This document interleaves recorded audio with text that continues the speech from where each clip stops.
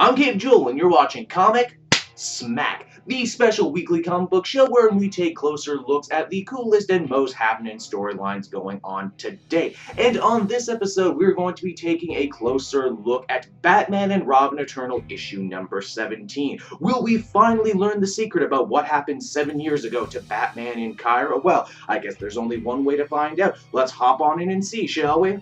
So, as the comic opens, we can see that David Kane, aka Orphan, is currently the guest of Spiral, and by guest I of course mean prisoner. Dick has brought this guy here to his spy buddy Helena Bertinelli in hopes of getting a hand in extracting much needed information on Mother. Here's the unfortunate rub though, they just can't hypno the information out of him the same way they do everyone else, because Poppy was one of their agents and Poppy was working for Mother, which means David Kane has a resistance to their methods. The real meat of this issue actually comes in the form of flashbacks to Batman's time in Cairo. You'll all remember in the very first issue we saw Batman gun down a family in front of the child, only here's the thing, he didn't really do it. This was all an elaborate test by Mother to see if he would actually go through with it. Mother is of course furious that Batman would attempt to welch out on the deal they inked together, and so she sends Orphan to go fight him. The two have themselves a knockdown, drag-out bout all across Cairo, even going back inside the movie theater.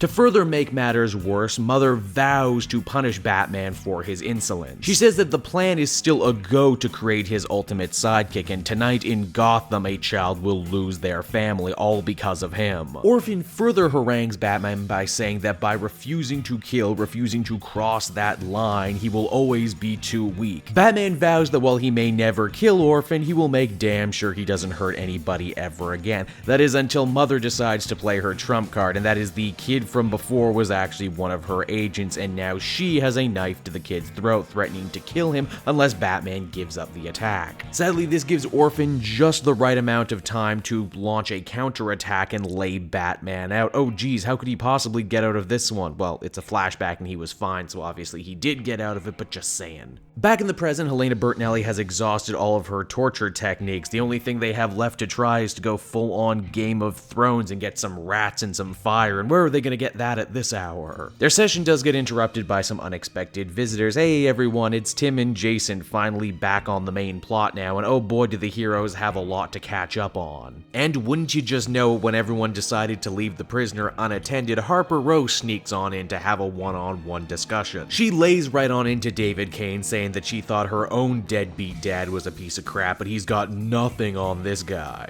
The comic ends with David Kane saying to Harper that she has no idea what an important piece of the puzzle she is in everything that's been going on, but she will next issue. You know, it's funny, up until this point, Batman and Robin Eternal has been a book that's focused on sidekicks and secondary characters. Issue number 17, on the other hand, deals with Batman more than any other issue in the series so far, and dare I say it, it might actually be the weakest, if you can believe it. Not bad, mind you, I want to stress, just not as good as the stuff that had come before. Despite all the buildup we had of Batman saying, oh, this is the worst thing I've ever done, it's my darkest secret, when we eventually do find out what happened in Cairo, it's pretty much exactly what you thought it was. But, you know, such is Batman and such is comic story, so I'm not going to be too harsh on it. The art is still good, the dialogue is still sharp. I would give this one a 7 out of 10. Hey everyone, thanks so much for watching my newest video. I hope you enjoyed it, and I hope you'll feel like checking out some more videos I have on offer here at Cape Jewel.